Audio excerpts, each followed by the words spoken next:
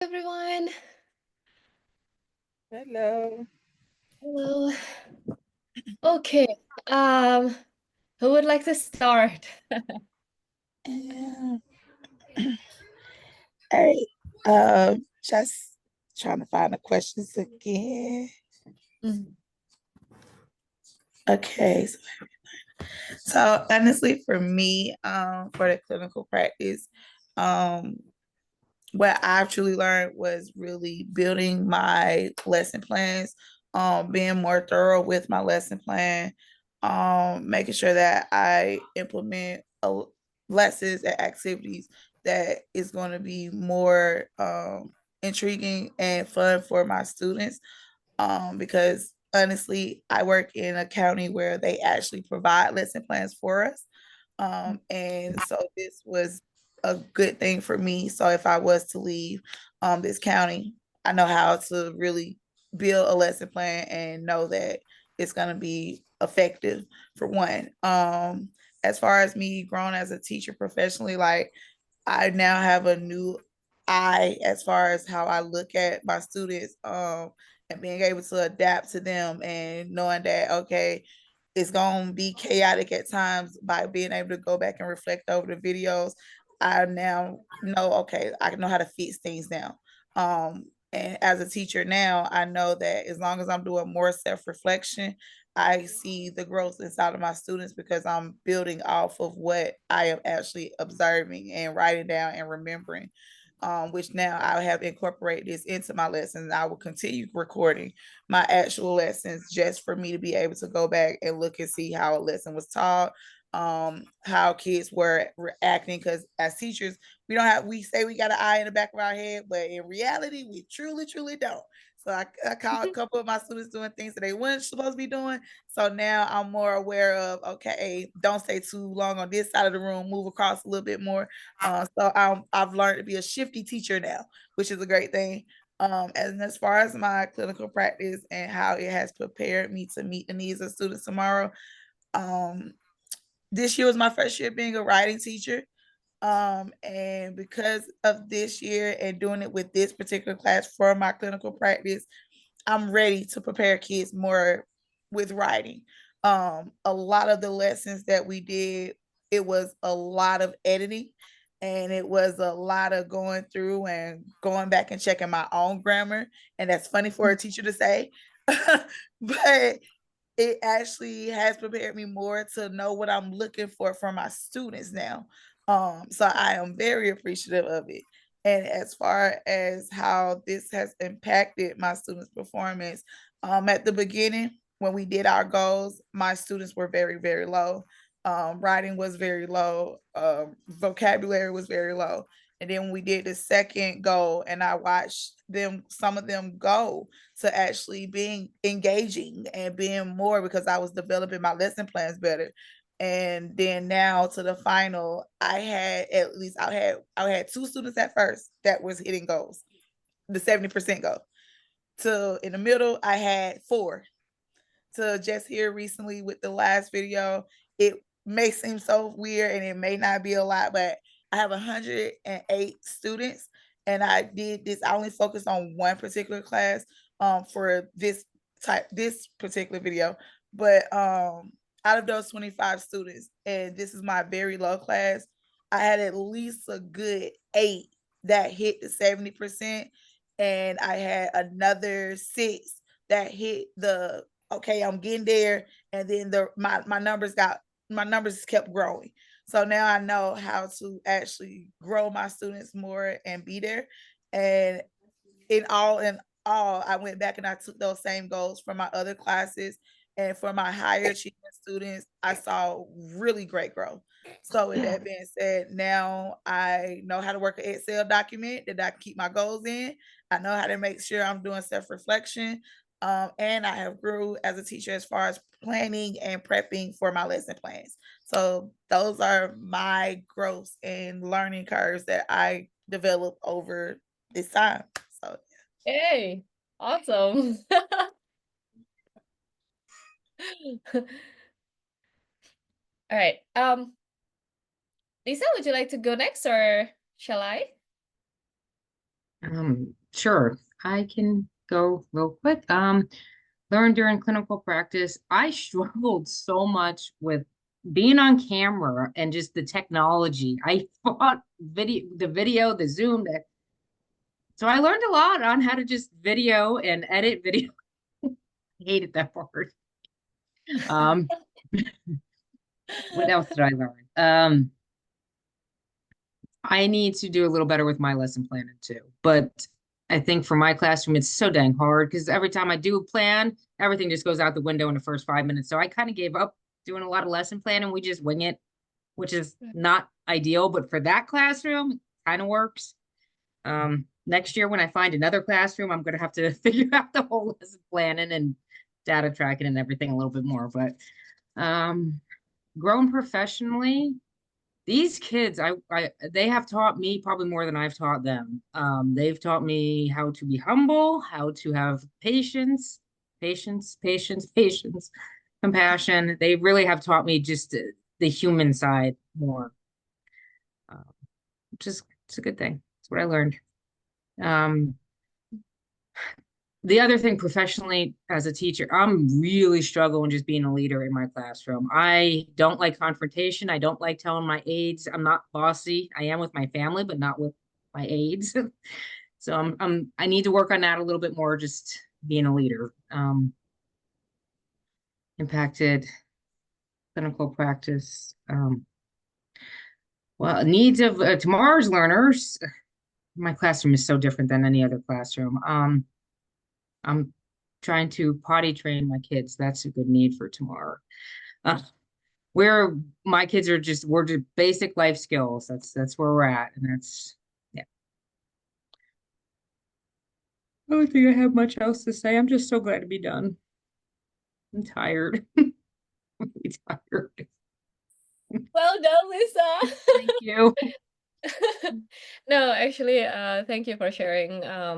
You know, I think in anything that we do now, as I grow older, I learn that any lessons that teach us to be a better human is is a great lesson. It's invaluable, right? Yeah.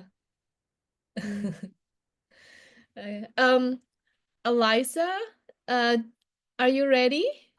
Yeah, I'm ready. Hello, Oh, everyone. Uh, what have you learned during your clinical practice?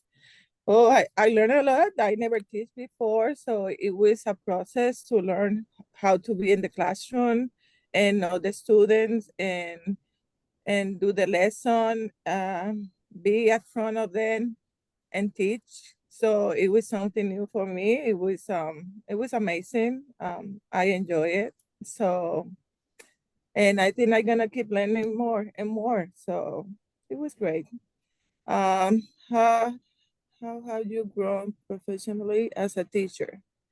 Oh my God, a lot. Um, I was grading some of the tests today, and it's amazing how many details you had to look when you're grading because you're grading 30 papers, and it that helped me to grow doing it and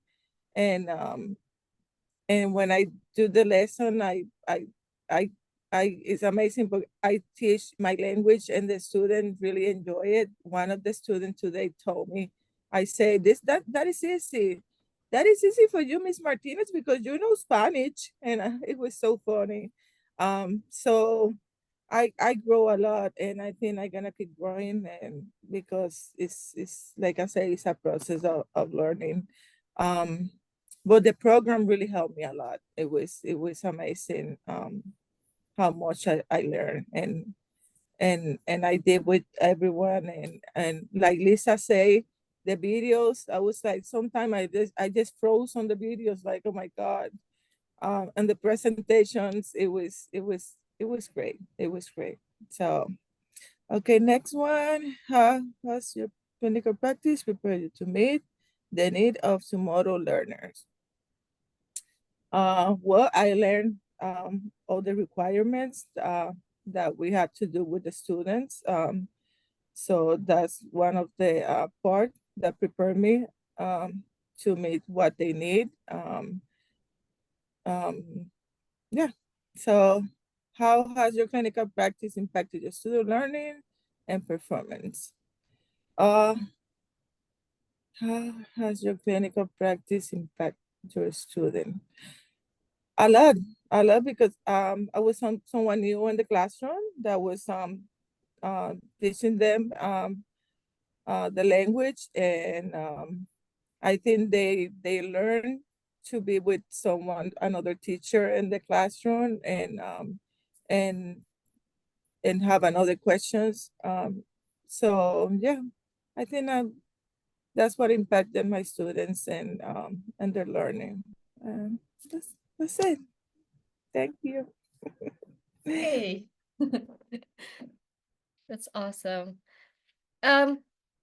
Okay, I guess I'll go. Anybody else? Okay, so what what have I learned during the clinical practice? I think what I learned a lot from this clinical practice is how to provide a highly relevant material for my students. In the previous CPD, I had a pretty intense CPD for my subject, and that really prepared me to prepare a lot of scaffolding well for my lessons. But this time I learned how to provide a higher order lesson that is relevant and challenging their higher order thinking.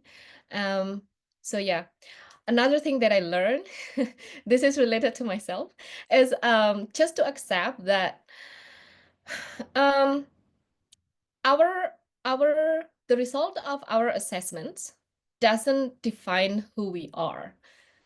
That is like empowering to realize that we will keep on growing no matter what.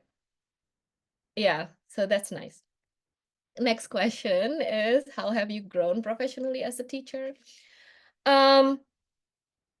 I learned to reflect and evaluate my own lessons. I have tools now to help me evaluate my own lessons, which I'm very happy about. And I think it is really important for us to be able to do this. Just to have the tool and being able to do this, it's great. It makes us more independent and keep on growing. How has your clinical practice prepared you to meet the needs of tomorrow's learners? Related to the previous one, by giving them a highly relevant material that is challenging them, their higher order thinking. It's kind of preparing them to be lifelong learners, which is great. And how has your clinical practice impacted your students' learning performance? In terms of the academic performance, it's the same as before clinical practice. It's always growing, but what I see changes is the engagement of the students. Turns out when the students see how relevant what they're learning is to their real life, they have become more engaged and invested. And that's it.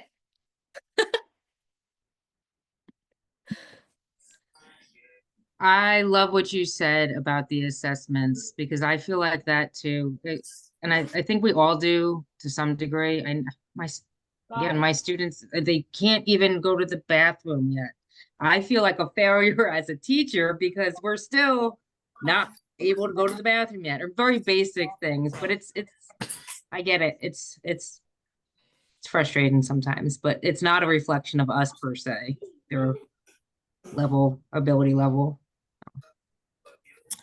And I can definitely agree with that. Like, just being able to, and it's one thing you said that really stuck with me was that regardless, especially because I used to beat myself up about the videos and this and how getting the works and stuff turned in, and just realizing like, okay, this is just, it's gonna be all right, because I'm so used to, I guess I'm a hard critic on myself. So when I had the hard critics coming back at me. It was like, oh my God, I'm ready for, like, what is wrong? Like, but and now I'm more acceptance of like, okay, just go with the flow and do it. And now I was in the role of my students and realizing how I truly come down on them when they're, this, I'm like, you guys, we just did this, not realizing like, okay, it's anxiety. They have it. You just went through it. And so I even told them just the other day when we took a unit test, I was like, you know what, guys, I understand now. I completely understand. And I showed them the video because they wanted to see. They was like, let me see, let me see. So I showed them the video. I was like, y'all, this 3 really hurt my feelings. Like I just can't understand, like, how did I get this? And they were like, oh my gosh, we didn't. They're like, is it because of us? And I was like, no, it was because of me. Like it's the plan and this and that and there. And so this last video, they've been bugging me like, hey, what do you got? What do you got? What do you got? So I'm like, you guys, we gonna find out soon. Just let me coast this through. But it's funny because because once they realize like, oh gosh, Miss P, you actually go through anxiety too during like stuff like, I was like, yes. I was like, I tell y'all, I'm human just like y'all. Like, but now it's more of, like you said, my students are more engaged now because, like I said, a lot of my kids are really low. And once I realized like, okay, let me do things that is real life for them so that they can understand why writing is so important and why they need to write. And so I had to fill out a job application and they realized like, oh, I need to know how to spell my address. Oh, I can't just, snip it in. And I'm like, yeah, see, we gotta learn how to write, we gotta know how to spell. It's perfect, know how to capitalize. So now since we've been doing like little real activities like instead of my small groups focusing on, oh, you're gonna write this essay. No, go over here. We're gonna learn how to fill out the application. Even though in 5th grade, we're gonna learn how to fill out the application so that because now they're seeing, okay, reading is important. Because I had one baby ask me one day, he was like, why I gotta read? What's the purpose of me reading? Why I gotta write? And so I had to fill out the application. And when he walked over it was one word on there that threw him off because he had struggles reading. And the question basically asked him, what did it said something like, what are your capabilities for this particular position? And he looked at me and he was like, all I know is video games. And it tickled me because I'm like, well, if you know how to read, that's a good, because you're a cashier, you gotta know how to read. You gotta know how to read the order to your customers. Like, you gotta do that. So now I've been doing like little scenarios with them so that they can understand like the importance of it. So yeah, like I said, this practice and like hearing you guys' story have really like made me draw more into like, okay, I am not the only teacher around here that is struggling. I got other cohort friends that are doing the same thing with me, feeling the same way. And it was a fresh breath of air every time we would get on and I would see, and I would hate to say it like that, but knowing that I wasn't by myself, even though I've been doing this for 15 years and like trying to get this situated, like just seeing that, okay, y'all are amazing teachers, y'all are doing what y'all doing, but hey, y'all hitting the deck like I am. So at this point, we here. So yeah. That's I like, it just stuck with me when you said that. So yeah. Yeah. No, yeah, it doesn't matter how long we've been here, we've been teaching. We keep on, there is always things to learn, right? That is so amazing. Something that is amazing about teaching professions. I like it. Yes. Yeah. Are we supposed to go back now? I don't know. I saw a message pop up. I was so. trying to hurry and read it, but it went it went away. I believe so. Something about 5 minutes or something like that. Yeah. Yeah. Let's Yeah. see. I'm gonna. Have you guys done the praxis exam yet? Yeah. Oh, no. What? I did the basic core and then I did the sped one. And I took an English one for high school this past weekend just to give myself something Another option for next year. Yeah. I gotta find another room. I'll go teach math, English. I don't care. I gotta find another room. So I would say try to get, because I'm assuming that's similar to Georgia's Gates. This is what I'm assuming. When I very first started as a para, I really didn't know like what that really entailed. And like I have like 7 of them up under my belt. And my mentor, she was like, why do you have so many? And I was I've like, got 4 more listen, scheduled. yeah, I was like, listen, I didn't know what I wanted to teach. I wasn't quite sure. And my other mentor when I first started was like, just get everything that you can because you never know what's gonna happen at a school. Exactly. So just get everything. So I What would I'm doing definitely right say, now. get something that is gonna be what you're trying to do now, but think ahead and be like, okay, Yeah. let me go here. So like once I'm finished with this, I can go either to high school, middle school, Yep. stay in elementary, or start my process of being like a coach and not actually being inside the classroom. So That would be yeah, fun. listen, I literally have 7 of them. I was just a para, and literally I got the sped, the general sped, the adaptive sped, the elementary one, the middle math, the history, and then the coaching one. And then I took one more that is in leadership role, but I now think I want to go back and get my my high school literature one. Mhm. So, because I really want to go back to high school. I love the little brains, but I really want to go back to high school. Because at some point, it's like you are in 5th grade and you are talking to me as an adult, and I have 2 kids, and that bothers me. So I want to go higher, because if they talk to me like that, I will feel an intellectual understanding. It's hard to see a 5th grader, coming at me like that. And I started off in high school, so it's like, yeah. I think that's where my mindset is going. But right now, I'm gonna try to stick it out. I just got to see whatever comes open. Yeah. Listen, Yeah. and that's what I was just gonna tell you, Lisa. Like, you got that part of sped. You can always go back I could. Yeah. I or you love may, sped, but not but give that. This yourself is a too much. break. I'm telling you, I did sped for at least out of the about 14 years out here. I did 5 years, and I took the other 5 just working on different things, and then I started dabbling. My other 5 years was in the Braille portion of it, me learning how to do Braille because I wanted to stay in and I wanted to stay in like sped. But then now, um, because I went elementary and then I did the reading and then I did the math and then I dabbled in middle school and high school because of the Braille part. I got to see different sides of elementary, middle, and high. So I would say, I would never tell you to give up on the sped baby because I always love my sped babies. But sometimes when you need a mental, you gotta take it, especially if you want to stay in this career, and then I go back to it, which is that my plan. I know in the next 3 years I would go back into the sped because of the simple fact by then I done recoup, I done gained some, some more of the to go with it, because I used to watch my teacher that I work with, and I used to tell her all the time, I was like, how did you do this? And she was like, I started off in sped, I went and took a 5-year break and went and taught something else, and then now I'm back, and now you see I'm rocking it. I was like, okay, I got the memo. So yeah, but other than that, at least I do want to tell you, I loved every part of watching your videos because it Thank made you. feel like I was right back with my sped babies, and I know the struggle. I know how it felt. So that's why I was like, when you would come on, you like, oh, so like I know her pain. Like I know I know how she like, cause it used to be me for 5 years. It was me. I was like, why did I do this to myself? First year too, so I was like, oh, this sucks. But Yeah, it sucks a lot. but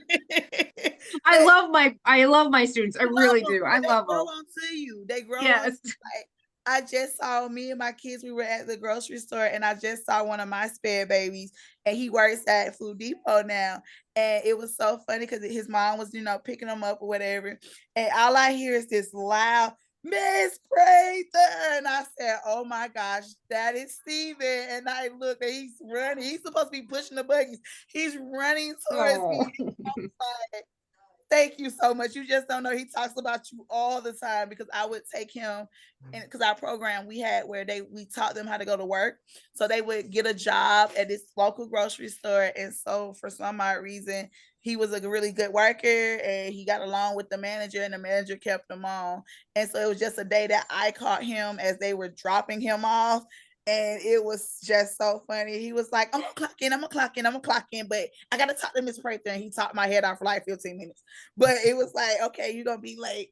Bye, baby. But yeah, so just it's a difference when you see them years later. It's like a wow, I really used to have to help you change your diaper, and I really used to have to stop you from going over and trying to take the other friend's food. And just to see him now and see this growth and know that, I did help him learn how to really potty train himself and know when to use the bathroom, so that now he's able to hold a job. It's a different type of feeling, even though it was like chaotic. Trust me, understand. But and I do understand you got the more high profound ones, but I get that too, because I used to have to go in once I got them settled. I was a ping pong. I was from the low part to the high part. So I I give it to you every time. And I always be wanting to tell you that. Just keep it moving. Keep it moving. Trust me. I think we need to go back now. Okay. Let's see. Let me see. Thank you.